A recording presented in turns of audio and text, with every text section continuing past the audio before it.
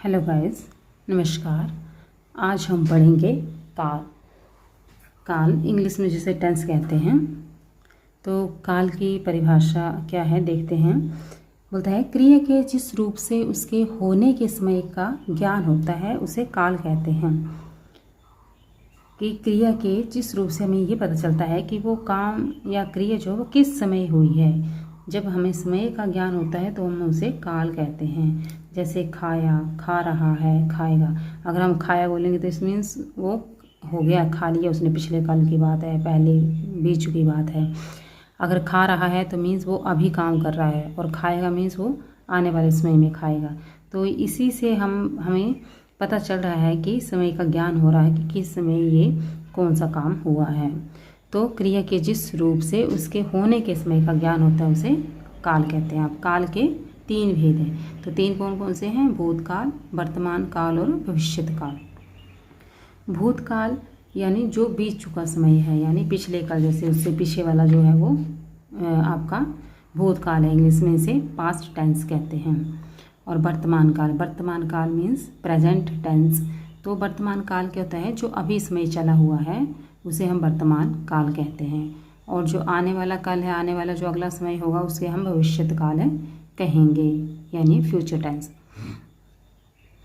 तो अब भूतकाल है, तो भूतकाल में जैसे वाक्य आपका ये हो सकता है, जैसे उदाहरण वाक्य से ही आपको बताती हूँ कि जैसे भारत पाक युद्ध 1971 में हुआ था, या हमने पिछले वर्ष ताजमहल देखा।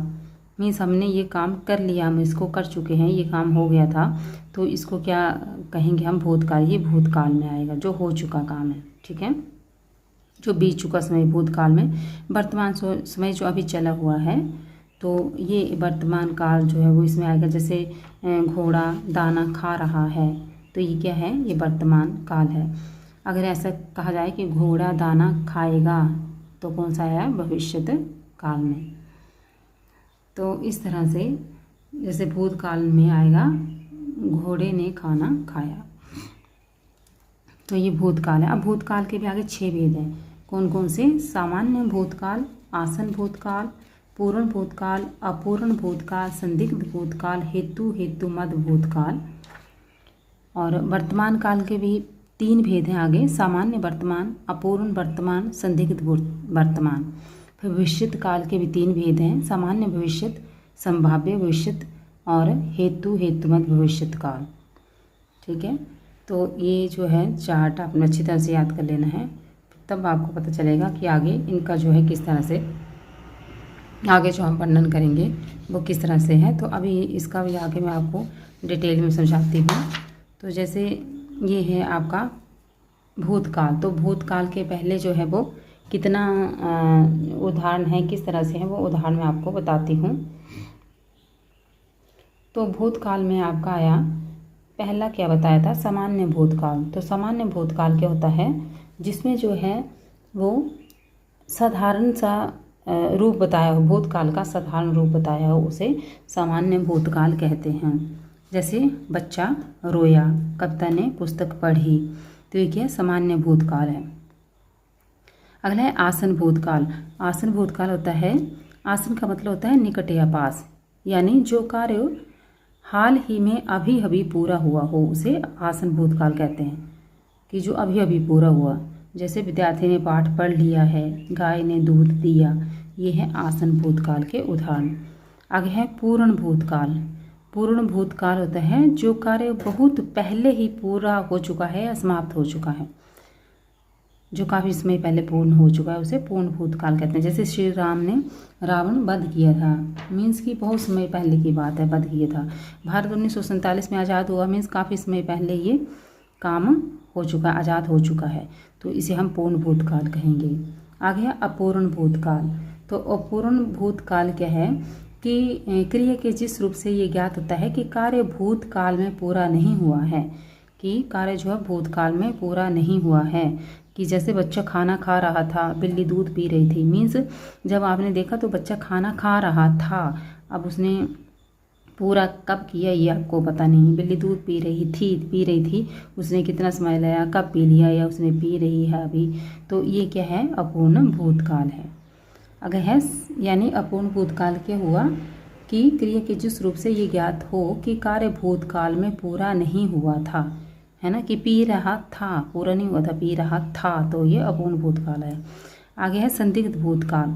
तो संदिग्ध भूतकाल कहते हैं क्रिया के जिस रूप से उसके भूतकाल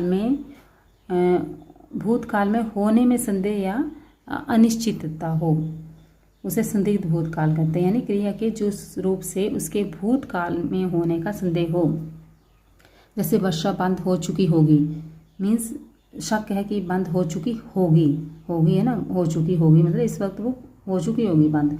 अगर उसने अपना कार्य समाप्त कर लिया होगा, मतलब उसने अपना काम जो पूरा कर लिया होगा, तो ये भूतकाल में आगे मीन्स हो गया होगा वो, है ना। अगर हो गया होगा मीन्स वो हो चुका होगा, तो क्या आएगा, भूतकाल आएगा। इसमें कौन सा, संदिग्ध भूतकाल। आगे है क्योंकि संदिग्ध अवस्था है ना, वर्षा हो चुकी होगी मीन्स ये संदेह है, पूरा क्लियर नहीं है, ठीक है। अगला हेतुमत भूतकाल। हेतुमत भूतकाल कहते हैं जब कोई कार्य दूसरे कार्य पर निर्भर हो तो वह हेतुमत भूतकाल होता है। जैसे यदि वह कहता तो मैं काम जरूर करता, मीन्स उसके कहने पर मेरा काम जो डिपेंड था, है ना। एक कार्य जो है दूसरे पर निर्भर हो तो वहाँ पर हेतु भूतकाल होता है। यदि डॉक्टर आ जाता तो रोगी ठीक हो जाता, तो ये कौन सा है, हेतुमत भूतकाल, कि ऐसा हो जाना था, अगर डॉक्टर आता तो रोगी ठीक हो जाता, है ना। तो ये हो जाने था वाली बात है ना, तो ये हेतु भूतकाल है। अगला है वर्तमान काल। अब दूसरा जो आपका काल है वर्तमान काल। तो इसका पहला क्या है, इसका पहला भेद क्या है, सामान्य वर्तमान काल।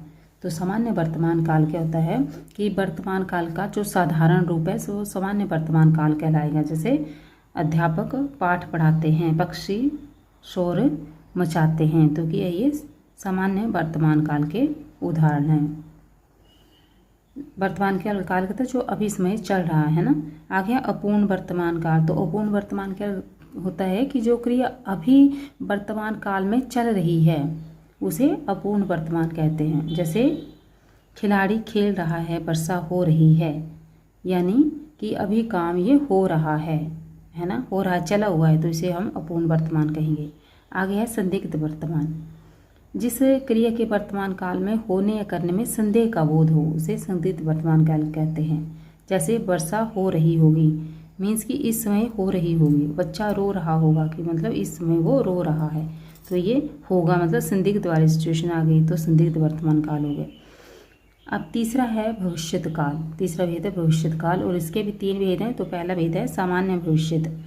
सामान्य भविष्यत होता है कि क्रिया के जिस रूप से उसके भविष्य में सामान्य रूप में होने का पता चले, कि क्रिया के जिस रूप से उसके भविष्य में सामान्य रूप में होने का पता चले उसे सामान्य कहते हैं। जैसे नमिता गाना गाएगी, सरिता विदेश जाएगी, है ना, तो ये सामान्य भविष्यत काल है। अगला है संभाव्य भविष्यत।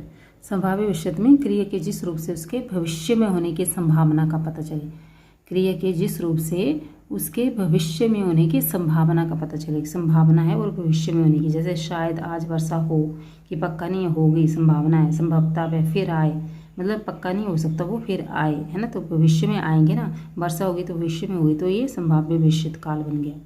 अगला है हेतु भविष्यत।